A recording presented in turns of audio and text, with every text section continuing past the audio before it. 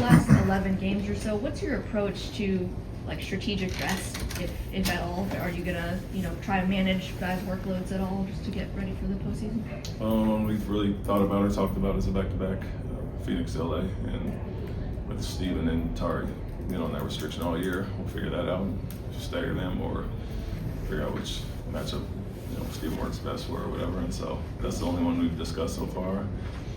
With the standings, we'll get a better picture closer we get to the end, and if we can, we will. How does no Jokic change what you guys do against them tonight? Obviously, the game plan is different. They are a different team without him, but very similar to what we did up there is the last-minute scratch in Denver. And Gordon didn't play either, so that's a different thing. Obviously, he's been playing high level last 4 or 5 games in the absence, but still a ton of really good scores.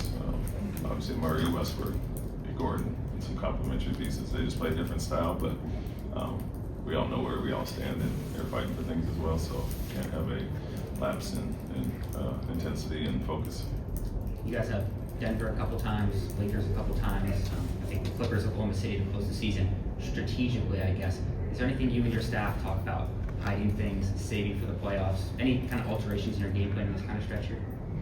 Yeah, I would say the things we've done, we have tweaked some things lately and that we like, and that works for not only those teams but others as well. We would throw the whole boat, especially with the playoff series possibly against one of those teams.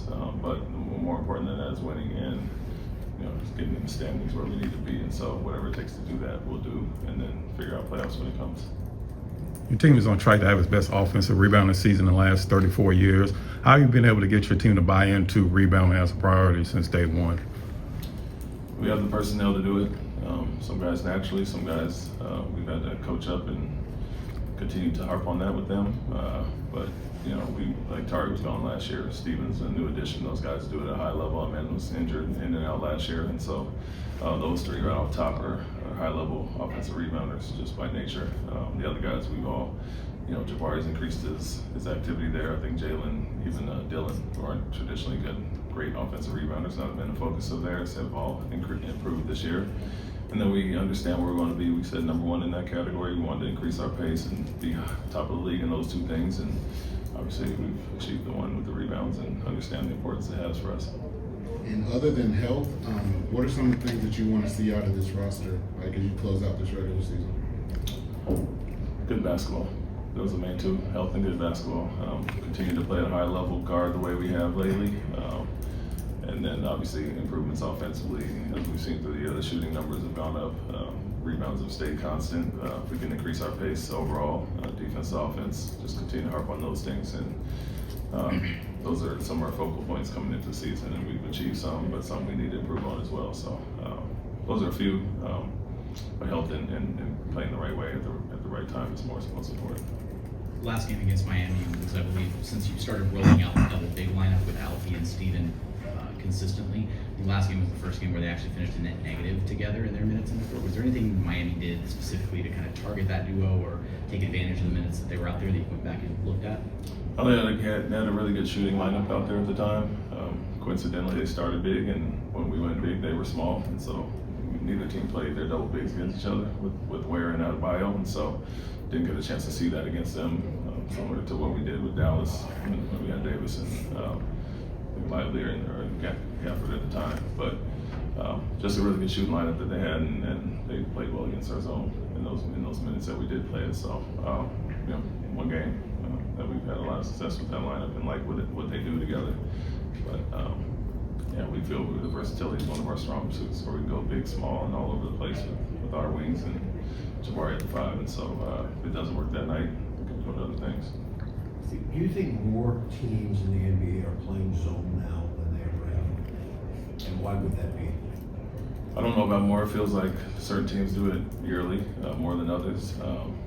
We do look at a game-to-game basis, how many possessions teams run per game, and I wouldn't say it's more or less. I know we're doing it more than we had in the past, obviously, in my 1 year before, where you're trying to hammer down the points of switching and all the things we do well. But it's personnel based, and for a team like Orlando, we ran a ton of zone both games at 30th, or 30th shooting team in the league, and so obviously we'll run a ton more against them, but be a little have more hesitance against teams that have really good players they put in the middle or shoot with, and so game by game basis, and teams that run against us much more last year when our shooting numbers were down as well. Is where you are as a head coach right now, how much have you drawn back on those years of being a player, the years that you came up as an assistant coach to make you a better coach where you are now? Yeah, I think it's daily reminders and things you've been through, and when I look at my age of 47, and I'm kind of getting into the NBA in 2000, spent more than half my life, and so a lot of experience as far as that, and playing or being around pros when I was in college, and then obviously coaching under some of the best for a while, and so more so than it being anything intentional, I think find yourself thinking back on series and thoughts and different schemes and things along the line, and kind of take from all those things, and so it's a daily thing, honestly, and you know, me being around a ton of organizations as a player and coach, I've learned a lot of things, seen a lot of things, and kind of have a lot of things to draw back on. Thanks, All Coach. right, thank you. Thank you.